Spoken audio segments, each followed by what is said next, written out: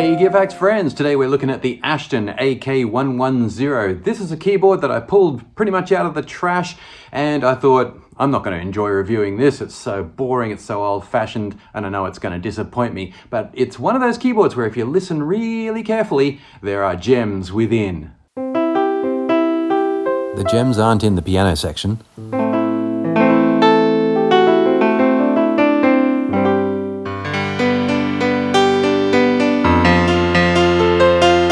Those sounds are barely acceptable. Go to the synth effects section.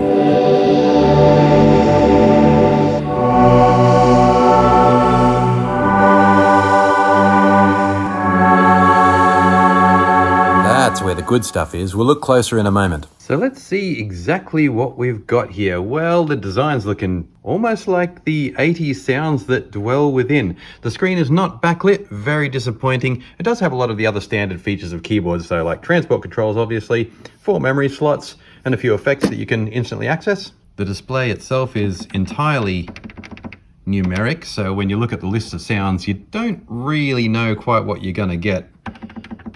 So you'll just have to commit the numbers that you like to memory.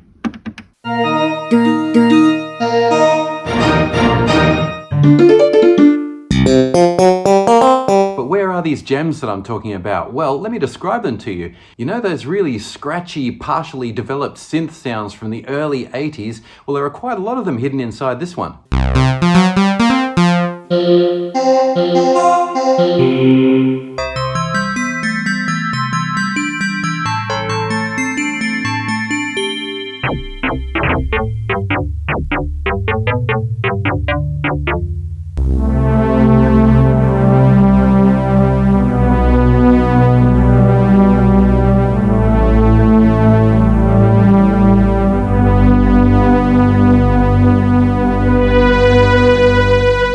Obviously, they're quite digital simulations of those classic sounds, but the digitality of the sound of the AK-110 gives it a whole new level of personality. Have a listen to the little tails in the ends of these sounds.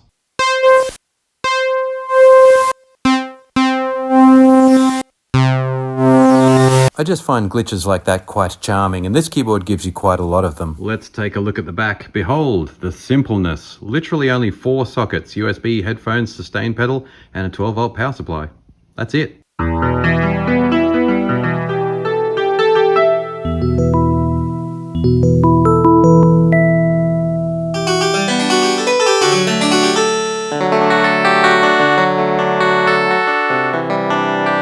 See, that's also pretty good.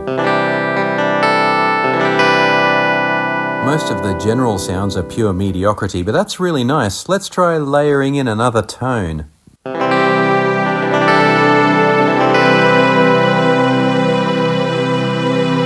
nice.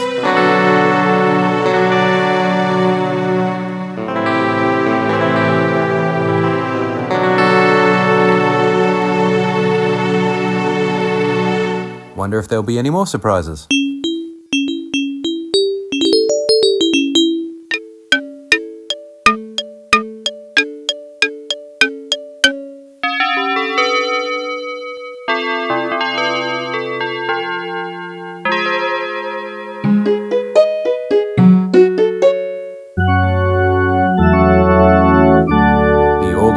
As weak as the pianos.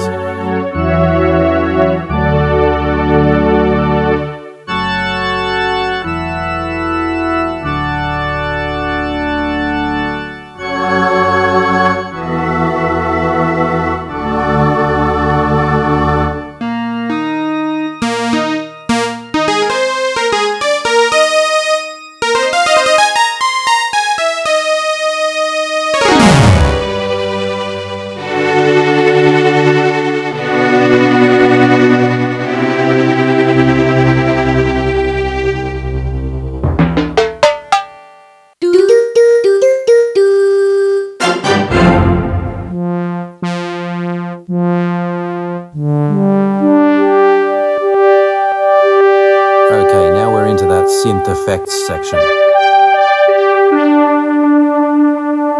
I imagine that when this was in the shops, a lot of people wrote it off because of the mediocrity of most of its sounds. It's only right at the end of the sound list that things start to get interesting.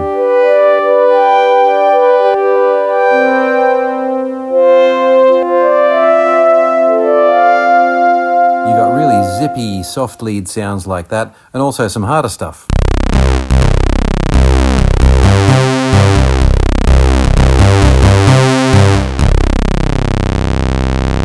Let's just layer something with that.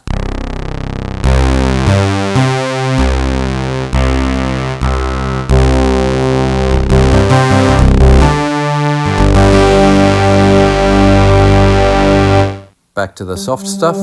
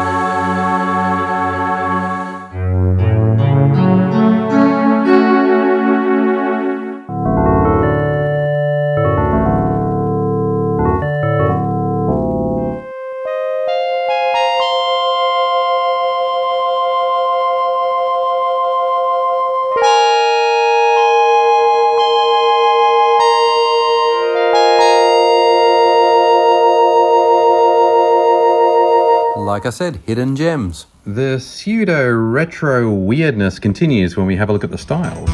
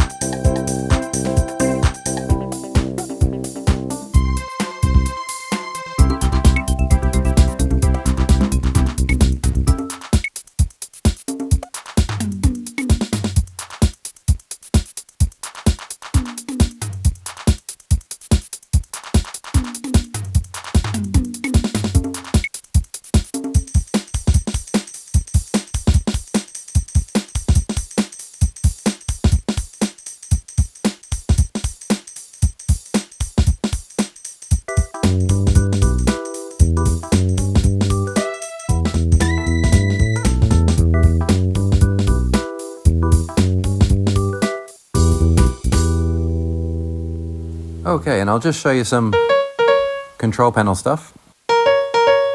Default sound.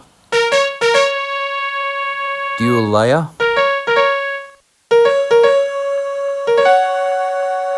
And velocity control. Here's flat velocity. And sensitive velocity. And a whole bunch of background noise, I'm sorry to say. Here's something that people often ask me about. Yes, it has a sustain button. Or you can just use your pedal. So as I said at the beginning of the video, friends, I expected virtually nothing from this keyboard. I think it's from the early 2000s and it was never a high budget model and it was never intended to be a pro instrument, and it clearly fails as a home keyboard. It sounds terrible on the basic sounds, but like I said, if you're the kind of person who wants to dig deep into sound itself, then there's plenty of nutritious stuff in the Australian designed AK-110 from Ashton. Thanks for watching today. See you next time.